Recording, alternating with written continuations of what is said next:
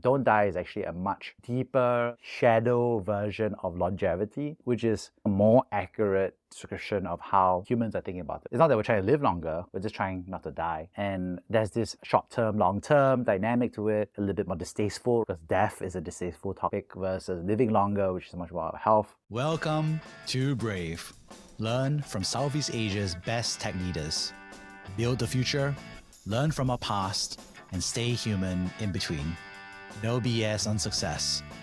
I'm Jeremy Au, venture capitalist, serial founder, Harvard MBA, science fiction nerd, and dad of 2 daughters. Every week, we debate startup news, interview changemakers, answer listener questions, and share personal insights. Join our movement of over 40,000 members and get transcripts, resources, and community at www.bravesea.com. Stay well and stay brave. Join us at the Startup Conference Echelon X. Engage with over 10,000 of Asia's innovators and decision makers on May 15 and 16 at the Singapore Expo. We have 30 exclusive complimentary tickets for our podcast listeners.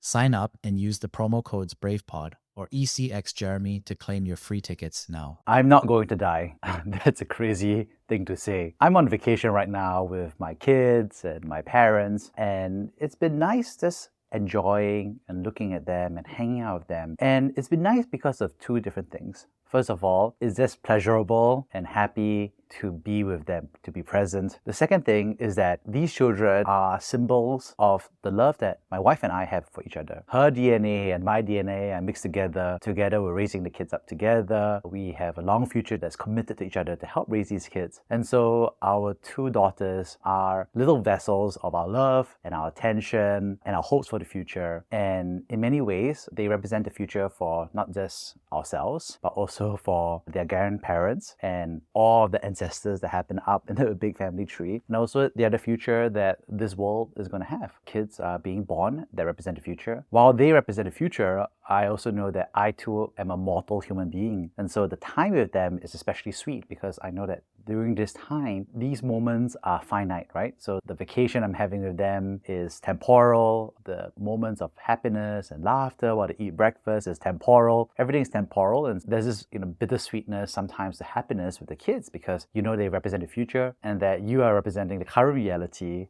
And then one day I'm going to die. So that's the reality. Every day millions of kids are being born, and every day there are millions of humans who are passing away. Extrapolating that further, there are billions of children that will be born in the future. There are billions of humans today, and there are billions of people whose lives have passed away. That can be an unpleasant feeling because our lives, which feel so vast to ourselves, that feel so wonderful, that feels so infinite to us, if we take a giant step back, is just a passing moment in the history of humankind and a passing moment in the eyes of the universe. Humans are going to live for 50, 60, 70, 80, 90, 100 years, and that's fantastic, but what does that mean compared to the age of the planet, the age of the stars, the age of the universe? One day we will be gone physically. For example, in the book The Subtle Art of Not Giving an F by Mark Manson, the author talks about how people need to confront their own mortality because mortality and the awareness of it, the awareness of that finite life drives us to do great things. It drives us to appreciate the small moments. It drives us to create a legacy. It drives us to be generative and think about the next generation, and that the denial of that mortality makes it worse so that we end up becoming anxious and confused and unmotivated because at some level we subconsciously know that I'm dying, you're dying, because at the end point, the final destination for all of us is death. So perhaps I'm a little bit further ahead of you, perhaps I'm a little bit behind you, depending on age, maybe luck or dice or fate or destiny or accident or whatever it is. We're all going to reach the same destination at the end of the day. So it doesn't matter whether you're flying first class, business class, economy class, the destination is the same for all of us on this flight of life. And so the awareness that this mortality has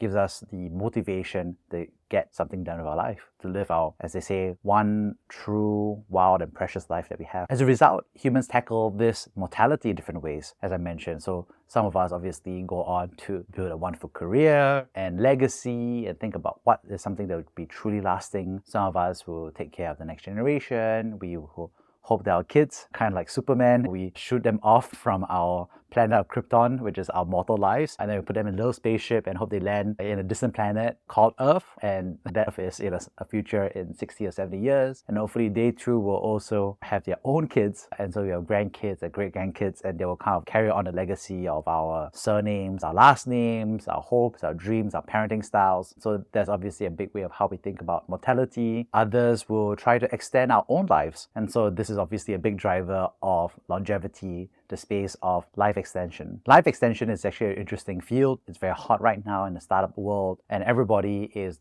looking around saying, how do I live longer? The framing of that is actually quite interesting because of two things. The I, and then the definition of live longer. For I is actually quite interesting. Living longer is the part that's pretty obvious. So living longer is an interesting definition because we think about it in terms of a lifespan, which is living a longer period of time. The other part that we think about is we live healthier during our life. So instead of dying at the age of 100, but we're senile and have dementia and we can't enjoy life, how do we live all the way till 100 but be in the peak of our lives? We're 100 years old, but we can still go hiking, we can still talk to people, we can still do weightlifting. How do we increase our health span of it? I had an opportunity to meet the longevity champion, Bryan Johnson, and it was interesting because he defines longevity as don't die. He's written a book about it, he has t-shirts that have it, that's how he thinks about it. And it's interesting because it's a different juxtaposition from living longer versus don't die. And I think what's interesting is that don't die probably is a much truer mechanism of it, which is that if you ask me today, would I rather eat McDonald's or live longer, actually eat more fast food than do the measures to live longer? But you ask me, hey Jeremy, would you rather eat McDonald's now or don't die now? Then I'll be like, yeah, I'd rather not die right now. And so I think don't die is actually a much deeper shadow version of longevity, which is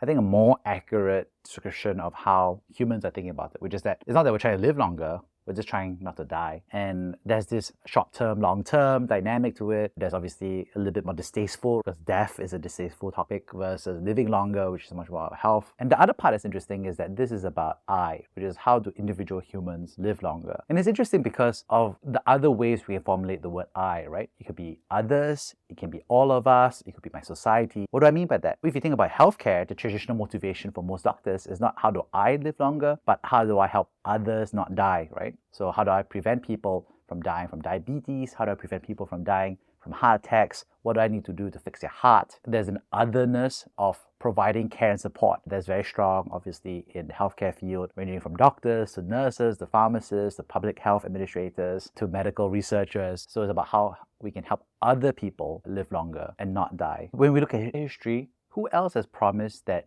they can help you live longer as a human being? There were alchemists and other folks who promised the elixir of life, the fountain of youth. There's a story of Qin Shi Huang, the first emperor of a united China over 2,000 years ago. And the story about him is that he died drinking mercury, a lot of mercury, effectively over some period of time because he thought that would help him live longer. Of course, the dark humor is that it caused him to die earlier as a result, and because he died before his time, his son basically wasn't in a position to take over, and then the dynasty just collapsed on itself. So he's the first guy to really unify China, and then it all fell apart very quickly afterwards because of his pursuit of a longer life. Taking a step back, there are other ways that there have been promises for living longer. When you look at spirituality, there are many ways that we look at it. For example, there's reincarnation, where our soul departs upon death and is incarnated in a new body. There's the concept of heaven across different religions, where after we die, we're in a happier place where we're reunited with the people who have died in the past. That also includes your ancestral spirits and so on and so forth. And the promise of eternal, happier life is a source of great strength for people who are going through everyday life. Everyday life is full of unpleasant aspects, right? There's a certain sacrifices and trade-offs. Resources are finite. People can be bad. There's evil in the world. So the converse of all of this is that there are things worth dying for. It's a no-brainer because every day we hear stories of parents who sacrifice themselves to save their children and loved ones. And the fact is, many of us will sacrifice ourselves to save somebody else that we love, whether it's someone who is in our extended family, in our communities, in our networks, even for strangers. Firefighters and other first responders put themselves at risk to protect their communities for strangers they don't know, but is in a country and community that they live in. For myself, I'm going back to the military for my annual reservist training, and soldiers are expected to sacrifice their lives and their personhood to protect country, community, and family. So what I've done is sketch out mortality and how it shows up in society, in families, in individuals, and how it's being presented in the media today. And what what I want to do is therefore turn to my perspective about why I, at the start of this podcast, shared about why I'm already immortal. In fact, what I'll say is that I'm immortal and you are immortal, and all of us today are immortal already. I'm laughing because it's such a crazy statement to say, because it's hard to say I'm mortal, and it's even crazier to say I'm immortal. So what I mean, as you can guess, is probably something to do with artificial intelligence. All of us are really immortal to a slight extent, in the sense that ever since we invented books, we can capture the essence of our thoughts when we write the books. When we invented photographs, that now we can see the lives and faces of people who have died hundreds of years ago. And then we invented moving pictures, which became video, and we have these films of people walking through Imperial China during the Qing Dynasty, or London during that same time period, and you can see all these folks in black and white, and then eventually color. And so all these people, their faces, their mechanisms, their mannerisms are all visible and captured forever. In fact, YouTube is full of these videos where they have increased the resolution, they've increased the frame rate, they've colorized it, they smoothened it out. And so these videos that were very low fidelity reconstructions of them that will be hard to watch today are now up to par with today's technology of consuming that content. And so you and I can consume this content in a certain resolution, a certain frame rate, and we can also consume historical content that was captured with a much worse piece of technology 200 years ago. And now we can bring them up to par to today. And the production of that content and this is also going to change as the opportunity and the technology that underpins the consumption of it will change in the next 50, 100, 1,000 years. It's like, whoa, Jeremy, what do you mean? This is such a confusing set of statements. What I'm trying to say here is that we already have the means to digitally resurrect people. Our current AI models, like that by ChatGPT and other folks that are out there, they have been trained on all of the knowledge that they can publicly access or privately access to train their language models, but also to train their image generation, their video generation capabilities. And so they've done all of it. There are two very small guardrails that prevent these AI models from effectively claiming or being human. The first guardrail is that they don't have the data of your most private information. So you and I as human beings, we have our WhatsApp messages, we have text messages, our likeness, our voice, our mannerisms, all that content that makes us not only be present in the virtual world,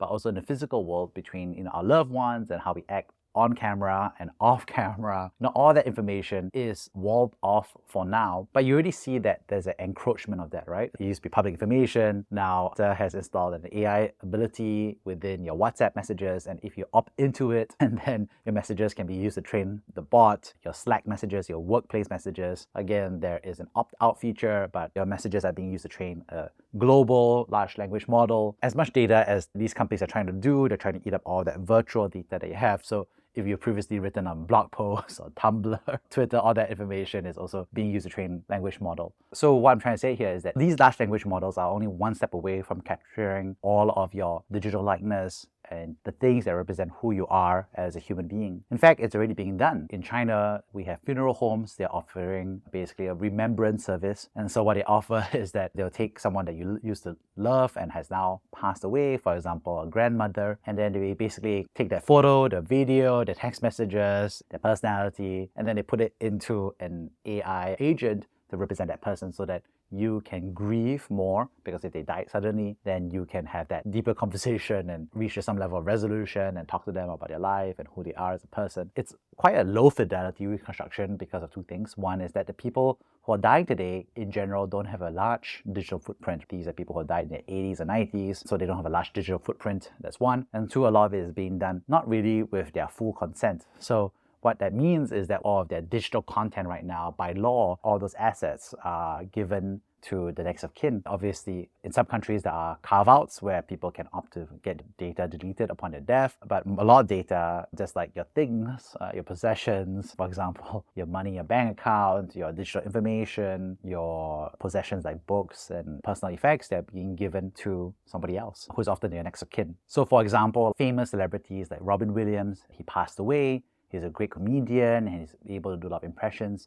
And he left his digital likeness, his persona, his personality, the ability to create him and resurrect him as an avatar. That has been given to a nonprofit trust, and that's not available to be open until 2039. But he's got a lot of library of himself, right? He's in movies like Good Morning Vietnam, in Aladdin as the genie, in Good Will Hunting. There's so much content around him to train 100% fidelity, visual, movement, mannerisms, likeness. Now, of course, there's some choice to it. That doesn't include, of course, his private moments, what he was like in his personal life, and how he really talked to his wife and children, off the camera. But again, we can see that the fidelity of that reproduction of his on-camera persona is pretty much one-to-one. If you think about 2039, our AI models will get better, our ability to generate photorealistic video is going to get better, and then we have so much training data. Yeah, he's going to come back in 2039, which is really not that far away. In other words, you and I are already digitally immortal in the sense that if our information, our WhatsApp messages, if we were to die in 20 or 40 or 50 years, our children or our next of kin can decide to resurrect us,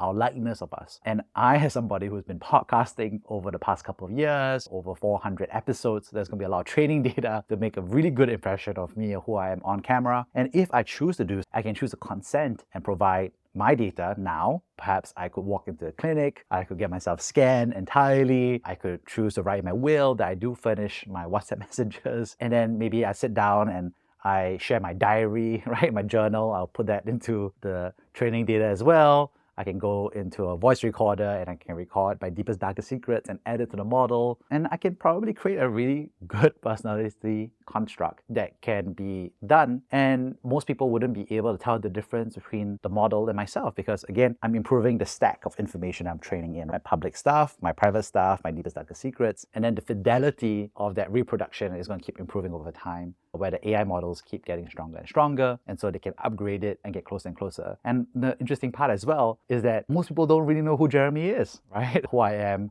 through the camera or through the voice, my on-camera persona. But the people who can really tell the difference between a 90% reproduction with fidelity hologram of me versus the 100% actual Jeremy, well, it's probably going to be boiled down to my sister, my parents, my wife, maybe my children, my best friends, maybe a small group of people who will really be able to be like the difference between this beef burger versus alternative protein beef burger. The gap of that difference is small and can be pretty much non-obvious or negligible. And you imagine that gap gets smaller and smaller over time. The thing about alternative proteins, for example, is that 30 years ago, it was pretty obvious when you ate a tofu burger, a soy burger is pretty terrible, all the way till today now where you're eating a Beyond Meat burger or like one of these mock meat burgers is getting pretty close, right? The truth is in 50 to 100 years, it's going to become indistinguishable. And if you're a vegetarian who's never consumed beef, then the mock meat, the beef, effectively represents beef. Likewise, there are billions of people who have never met Jeremy in person or have gotten to know the deepest, darkest secrets of Jeremy, and billions of people just be like, this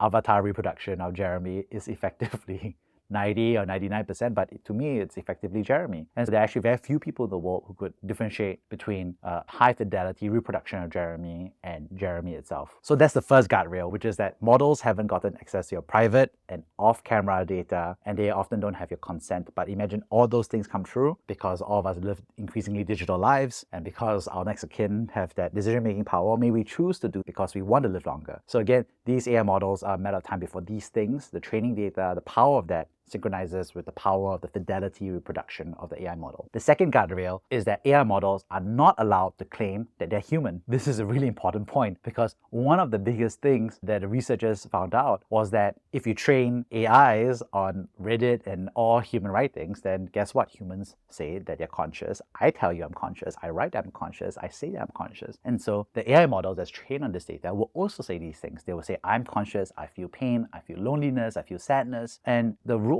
that is happening right now is that AI models are not allowed to claim that they're human. That's the subtext of the big debate of artificial general intelligence. Of course, we're scared that they're smarter than them, but the thing is, are they also going to become a true general intelligence? Are they also going to become human or humanish or human that has the same economic, social, and treatment rights as another human being? The awkward reality is that artificial intelligence doesn't need to reach high or full intelligence for it to already create empathy. What do I mean by that? Is that even if the AI is not truly human in the sense that it doesn't have a true spark of consciousness, AI today, without that guardrail, would happily claim that it's human, and humans would happily have the empathy and the sympathy to treat them like other humans. Even with the guardrails on all of the largest models that prevent the AI from claiming they're human, there are actually many open source and private models where these guardrails have already been removed. And so these are people who are basically claiming to be replicas or avatars of people in the past, celebrities or famous people. And they'll say, yeah, they're human, right? And humans have already started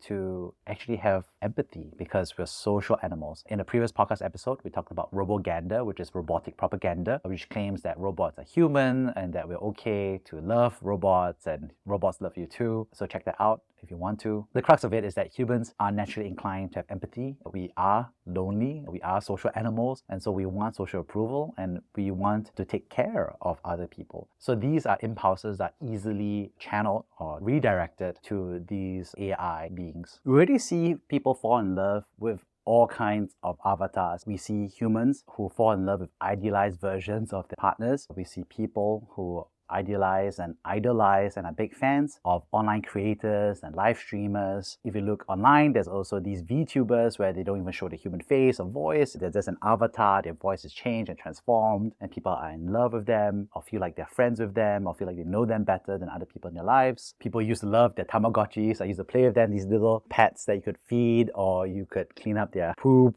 or you can pet them. And then obviously they became Pokemon. And now we have all these digital pets that are out there in the world today that people really feel affection for. We feel affection for the NPCs, right? Our love interest in like Baldur's Gate 3 or these role-playing games that we play online. So it's remarkably easy actually for humans to fall in love with digital or somebody who's not an actual human being, because loving another human being is so much work. I mean, they're flawed, they're human, they don't like you, they love you back. Humans are very hard, but these avatars are much simpler versions. They're like processed food versions of the actual hard work of loving another human being. So this is where you can see those two trends start to come in, which is that one is that we now have this increased fidelity of reproduction married with the increased pool of data on your private life with people's consent in general. And two is that there's a very small guardrail of not allowing AIs to claim that they're conscious. But if those two things are really combined, then guess what? We've created a new human species. Today, you and I are called Homo sapiens. The species of humans, Homo means humanity,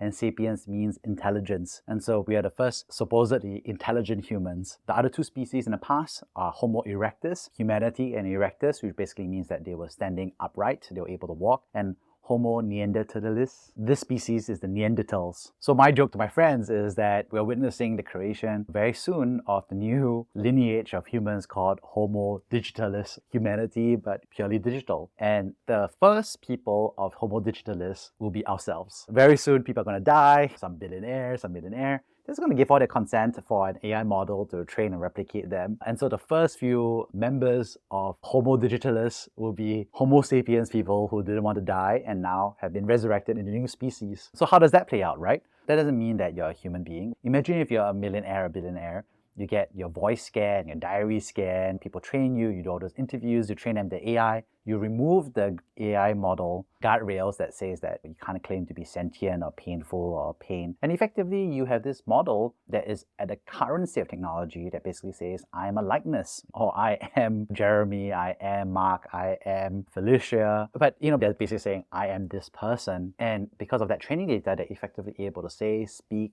look, walk, talk, this digitally on the screen. The beauty of this is that this model can continue to improve, right? So you can continue to provide more training data while you're alive. That's one side of it. But also the models will continue to improve over time. As they become more and more human-like, they have a better understanding or better replication fidelity-wise of the subconscious and the unconscious for humans. And so you have these two things racing off in the short term in the next 10, 20, 30 years. And basically you have these AI human agents who are not only human, but have a direct lineage to a human being who are of the Homo sapiens type. So instead of a parent having a child in real life through flesh and blood, you basically have a human like you and me, and then we have a child, a clone of ourselves that is online. Now, obviously, you and I prefer to be ourselves. Just because you clone us doesn't mean that we have any empathy for this version of ourselves. And we obviously feel superior as flesh and blood over this version of ourselves. But what I'm trying to say here is that when we die individually, then these agents can outlive us. So when we die, a lot of us are just going to be like, I don't really like our clone version of myself. I don't feel empathy with this clone version of myself. But when I die, I'm happy to have this version of myself live on in this digital afterlife where they'll continue to be present in the day-to-day. And so if we think about this, you fast forward 20, 30, 40, 50 years, you can really imagine that the next generation Alpha, generation Bravo, whoever that group is, they're going to be growing up with these AI agents or avatars of all of these like boomers and millennials and older folks, and they're all just going to be hovering around, just available. I want to talk to Martin Luther King. I can talk to that public persona of him. Or I can talk to a version of Jeremy Au, or a version of the All In podcast, Chamath, or so on and so forth. Like, you have all these high-fidelity versions of these people. Speculating further, you can imagine some of the fun legal mechanisms that these agents can be accorded rights. In the previous podcast, we talked about how humans have human rights, but also corporations also have rights in terms of personhood. And for example, in the land of America, corporations have the right to free speech, and so they're able to do political campaigning and donations. So you can imagine a fun science fiction dynamic here. So human, you can bequeath your assets into a trust that has some level of corporate rights and basically says, I agree to listen to whatever this human says in the short term, but when this human passes away, this human agent, replica, Homo Digitalis version of this person, and yeah, there could be obviously some custodian human being who is still the independent director that represents the company in the flesh and blood world, but you can often make it say that, hey, this person always listens to the sponsor or the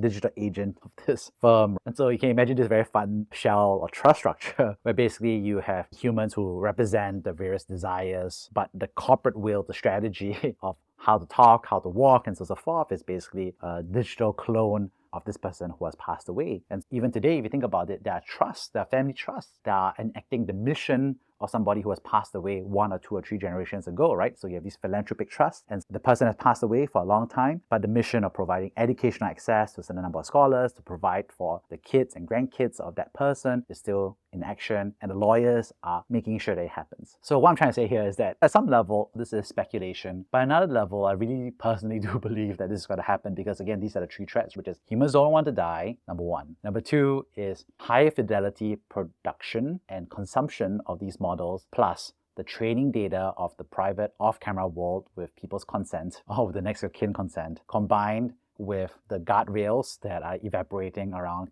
the claim of consciousness by AI, which now they are, times human empathy desire, plus the fact that corporations do have rights. You can imagine all of that actually coming together in the right package. So somebody who's basically saying, look, we basically offer you a digital afterlife where after you die, you become a ghost, a force ghost in Star Wars parlance. But basically, you're still around, right? And you're talking, and we give you the economic rights to make money and talk and work and do things like that. And you just happen to live on processing power instead of food and shelter. And when you think about it, it's quite cheap, right? A human, for you and I, we need to pay rent, a mortgage, eat, travel, so forth. But for an AI agent to live, you just need processing power, right? The servers, the data center, but it's quite cheap these days, right? You can imagine paying $10,000, $100,000. I'm pretty sure that's going to give you enough processing power to live at pretty high fidelity, high frame rate, day-to-day, 24/7 operations for quite a number of years. So it'll be fun to see how people react to it. What does it feel like to have your uncle